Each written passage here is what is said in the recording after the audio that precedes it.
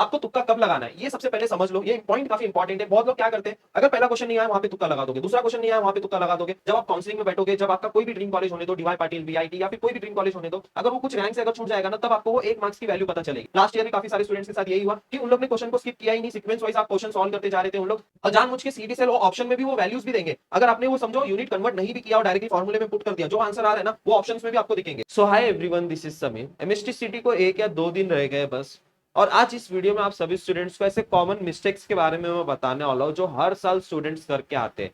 देखो CET exam में ना एक एक मार्क्स आपके बहुत इंपॉर्टेंट होते हैं। जब आप काउंसलिंग में बैठोगे, जब आपका कोई भी ड्रीम कॉलेज होने दो, डीवाई पाटिल, वीआईटी या फिर कोई भी ड्रीम कॉलेज होने दो, अगर वो कुछ रैंक से अगर छूट जाएगा ना, तब आपको वो 1 मार्क्स की वैल्यू पता चलेगी। और ऐसी सिली मिस्टेक्स की वजह से वो 1-2 मार्क्स भी आप एग्जाम में गवा के आ जाते हो। ऐसी कौन कौन सी मिस्टेक्स है जो आपको एग्जाम में बिल्कुल नहीं करनी है, वो आज इस वीडियो में मैं डिस्कस करने वाला हूं। Near about 95% of the students ये कॉमन मिस्टेक्स करके आते ही है एग्जाम हॉल में। ये मिस्टेक्स आपको बिल्कुल नहीं करनी है। और सबसे मोस्ट इंपॉर्टेंट, आप सभी स्टूडेंट्स के डॉक्यूमेंटेशन क्लियर होने चाहिए। एग्जामिनेशन सेंटर जाने से पहले आपके डॉक्यूमेंटेशन क्लियर होने चाहिए। अगर आपका डॉक्यूमेंटेशन क्लियर नहीं है तो आपको एग्जाम हॉल में बैठने भी नहीं देंगे, एग्जाम देने भी नहीं देंगे। तो ये दोनों चीजें आज इस वीडियो में हम लोग कवर करने वाले हैं। वीडियो को स्टार्ट करते हैं। जो भी स्टूडेंट पहली बार इस चैनल पे आया है, चैनल को सब्सक्राइब करके रख देना। आज सुबह ही आप सभी स्टूडेंट्स को मैंने फाइनल रिवीजन स्ट्रेटजी के ऊपर वीडियो प्रोवाइड किया है। वहां पे हम लोग ने प्रॉपर्ली डिस्कस किया है कि आपको रिवीजन कैसे करनी है, एग्जाम से पहले आपको कैसे रिवाइज करके सारी चीजें जानी है। एंड कल मैं आप सभी स्टूडेंट्स के लिए और एक इंपॉर्टेंट वीडियो लेके आने वाला हूं, पेपर अटेम्प्टिंग स्ट्रेटजी। आपको सीईटी एग्जाम में पेपर कैसे सॉल्व करना है, step by step physics, chemistry, maths को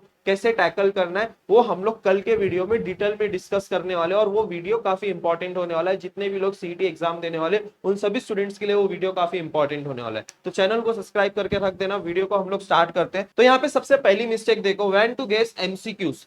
आपको तुक्का कब लगाना है ये सबसे पहले समझ लो। ये पॉइंट काफी इंपॉर्टेंट है। बहुत लोग क्या करते हैं, अगर पहला क्वेश्चन नहीं आया वहां पे तुक्का लगा दोगे, दूसरा क्वेश्चन नहीं आया वहां पे तुक्का लगा दोगे। स्टार्टिंग में तुक्का कभी नहीं लगाने का। एमएसटीसीटी एग्जाम में या फिर मॉक टेस्ट में, दोनों में आपको कभी भी स्टार्टिंग में कभी भी तुक्का लगाना नहीं है।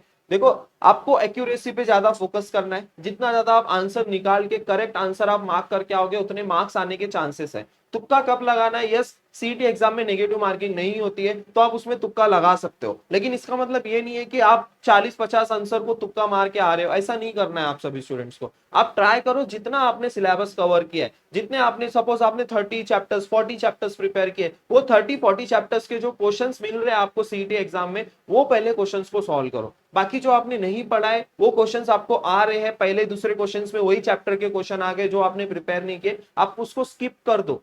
पहले ही तुक्का नहीं लगाना है आप सभी स्टूडेंट्स को। ये पॉइंट काफी इंपॉर्टेंट है। बहुत सारे स्टूडेंट्स क्या करेंगे, अगर ये क्वेश्चन नहीं आया चलो मैं तुक्का लगा देती हूँ, तुक्का लगा देता हूँ, ऐसा मत करना पहले। ठीक है, सबसे पहले आपको वो क्वेश्चंस को सॉल्व करना है जो क्वेश्चंस आपने प्रिपेयर किए, जो क्वेश्चंस आपने, जो चैप्टर आपने प्रिपेयर करके गए। तो ठीक है, स्टार्टिंग में आपको कभी भी तुक्का नहीं लगाना है। तुक्का कब लगाना है, जब आपके पास लास्ट के जब 10 मिनट्स बचे रहेंगे, जब आपके पास लास्ट के जब 10 मिनट्स बचे रहेंगे उसी टाइम पे आपको तुक्का लगाना है। ठीक है, लास्ट के 10 मिनट्स में तुक्का लगाओ, और बाकी जो टाइम है, और बाकी जो टाइम है आप आंसर फाइंड आउट, आंसर निकालने में ले लो, और जो लास्ट के 10 मिनट बचेंगे उसमें तुक्का लगाओ। ठीक है, ये पहला point I hope so clear हो गया। नेक्स्ट सेकंड पॉइंट जो है, स्किप दी क्वेश्चन। जैसे मैंने बोला, अभी सपोज आपने चैप्टर प्रिपेयर किया, ठीक है, आपने ऑक्सीलेशन चैप्टर प्रिपेयर कर लिया, अब ऑक्सीलेशन का कोई एक लेंथी क्वेश्चन आ गया जिसमें आपको बहुत ज्यादा टाइम लग रहा है, या फिर इनडेफिनाइट इंटीग्रेशन का कोई लेंथी क्वेश्चन आ गया जिसमें आपको बहुत ज्यादा टाइम लग रहा है, उसको स्किप कर दो। स्किप कर दो, नेक्स्ट क्वेश्चन को सॉल्व करो।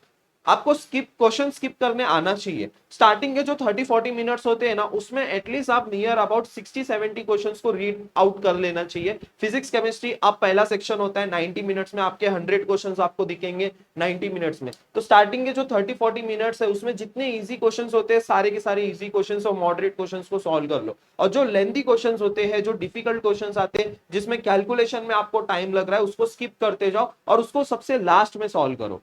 जो इजी क्वेश्चन है, देखो डिफिकल्ट क्वेश्चन, लेंथी क्वेश्चन ज्यादा से ज्यादा 5-6 क्वेश्चंस होते हैं। अब उन 5-6 क्वेश्चंस को आप लास्ट में भी सॉल्व कर सकते हो। अब इस डिफिकल्ट क्वेश्चंस की वजह से, लेंथी क्वेश्चंस की वजह से आपका पूरा पेपर सॉल्व नहीं हो पाता है। मैक्सिमम सभी स्टूडेंट्स का ऐसे, लास्ट ईयर भी काफी सारे स्टूडेंट्स के साथ यही हुआ कि उन लोग ने क्वेश्चन को स्किप किया ही नहीं, सीक्वेंस वाइज आप क्वेश्चन सॉल्व करते जा रहे थे। उन लोग सारे क्वेश्चन जो है सीक्वेंस वाइज सॉल्व कर रहे थे, बट उनका पेपर ही पूरा कंप्लीट नहीं हुआ।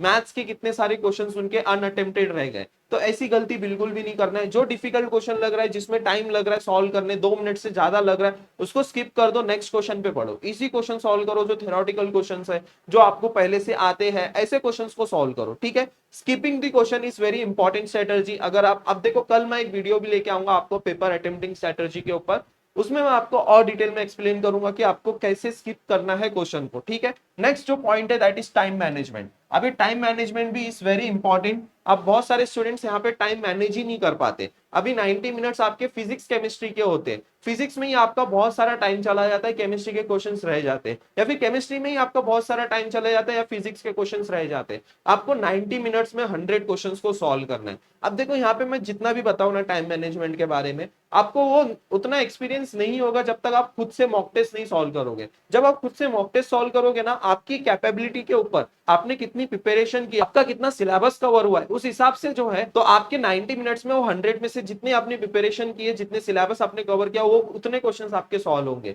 तो लाइक आपको टाइम मैनेजमेंट कैसे करना है, पहले सबसे पहले जो 90 मिनट्स है आपके फिजिक्स केमिस्ट्री के, 90 मिनट्स में आप ट्राई करो, सबसे पहले टाइम को डिवाइड कर लो। 90 मिनट्स को आप क्या कर सकते हो, 30 30 30 तीन सेक्शन में डिवाइड कर सकते हो। 30 30 30 करके आप क्या कर सकते हो, 30 minutes for easy questions, 30 minutes for moderate questions, 30 minutes for difficult questions, ऐसे करके आप सॉल्व कर लो। या तो फिर टाइम मैनेजमेंट का जो सबसे बेस्ट मेथड है, जो सबसे बेस्ट रूल है, वो है ये 30 40 और 20।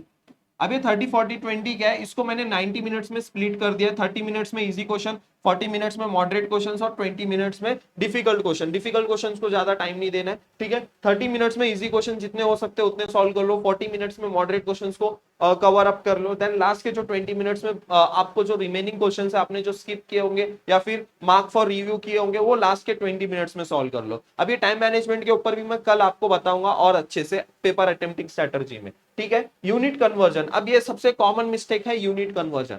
बहुत सारे स्टूडेंट्स क्वेश्चन ही रीड नहीं करते हैं प्रॉपरली। उसमें देखना होता है कि आपको यूनिट जो है एसआई यूनिट में है या नहीं। आपके जितने सारे फॉर्मूलेज है, वो सारे फॉर्मूलेज जो स्टैंडर्ड फॉर्मूलेज है, वो एसआई यूनिट के ऊपर बेस्ड है। तो एसआई यूनिट में आपको कन्वर्ट करके फॉर्मूले में आपको वैल्यूज को पुट डाउन करना होता है। तो एसआई यूनिट में आपको कन्वर्ट करना पड़ता है। अगर कुछ भी क्वेश्चंस में अगर यूनिट अगर एसआई यूनिट में नहीं है, तो पहले उसको कन्वर्ट करो, फिर उसके बाद ही आपको जो है वहां पे फॉर्मूले में वैल्यूज को पुट ऑन करना है, ठीक है। ये बहुत सारे कॉमन मिस्टेक है, ये सबसे ज्यादा स्टूडेंट्स यही मिस्टेक्स करके आते हैं। और सीईटी सेल जानबूझ के जो है यहाँ पे यूनिट्स में उन लोग खेलते हैं, यूनिट्स चेंज करके देंगे आप सभी स्टूडेंट्स को। और स्टूडेंट्स क्या करेगा, डायरेक्टली आप उन लोग वो यूनिट्स को जो है डायरेक्टली आप फॉर्मूले में पुट कर दोगे, और जानबूझ के सीईटी सेल वो ऑप्शन में भी वो वैल्यूज भी देंगे। अगर आपने वो समझो यूनिट कन्वर्ट नहीं भी किया और डायरेक्टली फॉर्मूले में पुट कर दिया, जो आंसर आ रहा है ना, वो ऑप्शंस में भी आपको दिखेंगे। ऐसा सीईटी सेल जो है आपके साथ खेलेगा। तो क्या करना है आप सभी स्टूडेंट्स को, पहले यूनिट कन्वर्जन के ऊपर भी फोकस करना है। एंड सबसे लास्ट जो है कैलकुलेशन मिस्टेक्स,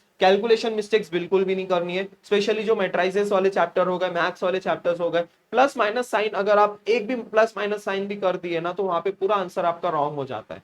तो कैलकुलेशन मिस्टेक्स बिल्कुल नहीं करनी है। अगर 30 सेकेंड्स आपको ज्यादा लग रहे हैं, लगने दो, लेकिन प्रॉपरली कैलकुलेट करके वैल्यू निकालो, ठीक है। उसमें आप बहुत ज्यादा देखो क्या होता है ना, लास्ट मोमेंट में क्या होता है, इतने सारे क्वेश्चंस रिमेनिंग है, फटाफट मैं कैलकुलेट कर लेता हूँ या कर लेती हूँ, उसमें आपकी कैलकुलेशन मिस्टेक्स होने की बहुत ज्यादा चांसेस होते हैं। तो आप 30 सेकेंड एक्स्ट्रा ले लो या फिर 25 सेकेंड एक्स्ट्रा ले लो, और उसको अच्छे से सॉल्व करो, आंसर करेक्ट निकालो, ठीक है। एक एक मार्क्स सीईटी एग्जाम के लिए काफी इंपॉर्टेंट है, ये चीज मैं अभी आपको मैं बता रहा हूँ। लेकिन जब आप काउंसलिंग में बैठोगे, जब आप ऑप्शन फॉर्म फिल करोगे, जब आप कॉलेज सिलेक्ट करोगे, तब आपको रियलाइज होगा, एक एक मार्क्स, एक एक क्वेश्चन की वैल्यू आपको तब रियलाइज होगी, यार ये चैप्टर तो मैं करके गया था या करके गई थी, फिर भी मेरे चैप्टर, इस चैप्टर में से मेरे क्वेश्चन रॉन्ग हो गए। तब आपको रियलाइज होगा। वो रियलाइज, वो गिल्ट होने मत देना, वो रिग्रेट होने मत देना। और जो कॉमन अभी कुछ सजेशंस है मेरी तरफ से आप सभी स्टूडेंट्स को, एक तो सारे डॉक्यूमेंट्स प्रॉपर रखो, आपके डॉक्यूमेंट्स सारे प्रॉपर होने चाहिए। अगर आपके फादर के नेम में, अगर आपके सरनेम में, या फिर अगर आपके खुद के नाम में कुछ भी मिस्टेक्स है, तो आपको एक अंडरटेकिंग फॉर्म फिल कर लेना है। अंडरटेकिंग फॉर्म फिल करने के बाद आपको एक डॉक्यूमेंट भी लेके जाना है, या आप एलसी लेके जा सकते हो, या फिर मार्कशीट लेके जा सकते हो, या फिर कोई भी एक प्रॉपर डॉक्यूमेंट आपको लेके जाना है, ठीक है। अगर आपके नेम में या फिर कुछ भी डेट ऑफ बर्थ में, नेम में कुछ भी मिस्टेक्स है, उसके लिए अंडरटेकिंग फॉर्म फिल कर लेना, ठीक है, ओके। डॉक्यूमेंट्स और सारे ओरिजिनल डॉक्यूमेंट्स आपको लेके जाने। अगर आधार कार्ड भी लेके जा रहे हो तो ओरिजिनल आधार कार्ड लेके जाना है, ठीक है। जेरोक्स लेके जाओगे तो चलेगा नहीं, उन लोग एक्सेप्ट नहीं करेंगे। ओरिजिनल आधार कार्ड लेके जाना है, अगर पैन कार्ड है तो पैन कार्ड ओरिजिनल लेके जाना है। और ठीक है, और एग्जामिनेशन सेंटर में आपको टाइम पे पहुंचना है, जो भी आपका रिपोर्टिंग टाइम है उस पे ही पहुंचना है। एक बार अगर गेट क्लोज हो गया तो वहां पे आपको एंट्री नहीं दी जाएगी, तो 1 साल आपका वेस्ट हो जाएगा। तो एग्जामिनेशन सेंटर में जो आपका एग्जाम टाइम है, जो आपका रिपोर्टिंग टाइम है, उसी टाइम पे, उसी टाइम से पहले ही पहुंचने का ट्राई कीजिए। ठीक है, वहां पे आप अगर लेट हो गए, कुछ भी सर्कमस्टेंसेस की वजह से अगर आप लेट हो गए, ट्रैफिक की वजह से, या फिर वो सीईटी सेल जो है उन लोग नहीं समझते ये सारी चीजें, तो पहले ही, टाइम से पहले ही निकल जाना घर से और एग्जामिनेशन सेंटर पे टाइम पे पहुंच जाना। और एक्स्ट्रा फोटोज कैरी करना। ठीक है, कुछ वहां पे ना प्रेजेंटी के लिए आपको वहां पे फोटोज भी देने होते, सबमिट करने होते, तो कुछ एक्स्ट्रा फोटोज भी कैरी करके लेके जाना। 4 to 5 फोटो कॉपीज लेके चले जाओ। ठीक है, 4 to 5 फोटो कॉपीज लेके चले जाओ। ठीक है, देन एग्जाम से एक दिन पहले एक अच्छी प्रॉपर स्लीप जरूरी है। आपने तेजस का इंटरव्यू देखा होगा, विजेटीआई आईटी का स्टूडेंट है वो, तेजस का इंटरव्यू देखा होगा। एग्जाम से एक दिन पहले 99.70 उसके परसेंटाइल थे, 99.70। एग्जाम से एक दिन पहले वो बिल्कुल भी नहीं सोया था। जस्ट वो इमेजिन कर रहा था कि कल मेरा पेपर कैसा आएगा, कल मेरे सारे क्वेश्चन सॉल्व होंगे या नहीं होंगे। यही सब इमेजिनेशन, ओवर थिंकिंग के वजह से वो पूरी रात नहीं सो पाया। एंड एग्जाम के दिन जब वो एग्जामिनेशन सेंटर पहुंचा, तो 1 घंटा पहले पहुंचना होता है, तो वो 1 घंटा पूरा सो गया वहां पे एग्जामिनेशन सेंटर में, सॉल्व करते करते वो सो रहा था। इसलिए जो एक प्रॉपर स्लीप होना बहुत ज्यादा जरूरी है। तो आप 8 घंटे, मिनिमम 8 घंटे की स्लीप जरूर लेना एग्जाम देने से पहले। ठीक है, आई होप सारे पॉइंट्स हम लोग ने कवर कर लिए हैं। नोट्स और माइंड मैप्स अवेलेबल है ऐप पे। ठीक है, वहां से आप डाउनलोड कर सकते हो और टेलीग्राम से भी डाउनलोड कर सकते हो। अगर आपको कुछ भी डाउट्स है तो आप कमेंट सेक्शन में पूछ लेना, एंड डिस्क्रिप्शन बॉक्स में व्हाट्सएप ग्रुप की लिंक है, वहां से ज्वाइन कर लेना। आई होप सारे डाउट्स आपके क्लियर हो गए होंगे। मिलते हैं फिर नेक्स्ट वीडियो में। Thank you so much.